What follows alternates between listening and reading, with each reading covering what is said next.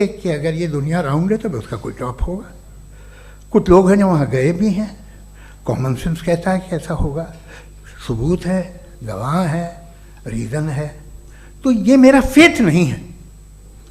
तो फेथ में और बिलीफ में डिफरेंस क्या है? जो मजहब मानता है, हर मजहब फेथ मानता है। फेथ का मतलब ये है कि ना कोई गवाह हो, ना कोई सबूत हो, ना कोई रैशनल हो, ना कोई लॉजिक हो, ना कोई प्रूफ हो, मगर तुम एक बात को मानो। ये है फेथ। वरना बिलीफ होता। अगर इसमें कुछ भी सबूत होते, गवाह होते, तो फिर इसे आप बिलीफ कहते। जैसे मेरा बिलीफ है कि नॉर्थ पोल है, मेरा फेथ थोड़ी है। फेथ इन तमाम शर्तों को रद्द करता है।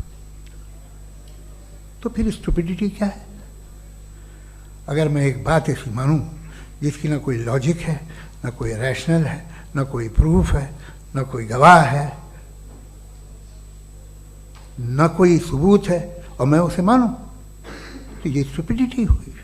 इसे ही भाई कल को मैं यकीन कर लूं कि एलॉन मस्क जो है मेरा भाई है, तो मुझे इंतहाई खुशी होगी, सुकून भी बहुत मिलेगा मुझे। लेकिन और कहे भाई क्यों मानते हो, क्या सबूत है भाई, वो तो अमेरिकन है और तुम तो इंडियन हो, वो तो नस्ल अलग है, तुम्हें कभी मिले भी नहीं। साहब देखिए मेरा फेथ है, इस पर बात ना किया। फेथ का मतलब ही यह है कि आप प्रूव नहीं कर सकते। अगर आप प्रूव कर सकते हो तो फेथ की जरूरत ही नहीं, फिर तो आप बात करेंगे, आप कितनी बहस कर लीजिए। अल्टीमेटली दुनिया का हर मजहब फेथ पे टिका है, और फेथ का मतलब है एक ऐसा यकीन जिसका कोई सबूत, कोई गवाह, कोई रैशनल नहीं। अब आप ये कहें, क्या आप ये क्यों कह रहे हैं कि साहब ये कायनात किसने बनाई? कमाल ये है कि आपने बताया कि एक आइलैंड पे गए और एक बॉल देखी। आपने ये नहीं कहा कि आइलैंड किसने बनाया, आपको सिर्फ बॉल पे हैरत हुई। हमने आइलैंड पे हमने हैरत नहीं की, होते हैं आइलैंड। इसी तरह ये आइलैंड है, सितारे, ये गैलेक्सीज, ये सब आइलैंड हैं, खला में। हम उन्हें टेकन फॉर ग्रांटेड लेते हैं, हम पूछते नहीं किसने बनाए।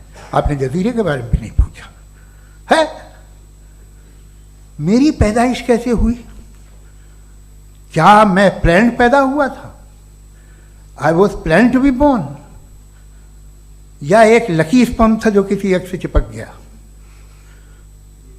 मेरी पैदाइश रैंडम। और इंसाफ जिसे आप कहते हैं, इंसाफ का तो नेचर से कोई वास्ता ही नहीं है। जो आप कहते हैं कि एक दिन इंसाफ मिलेगा, इंसाफ इज अ ह्यूमन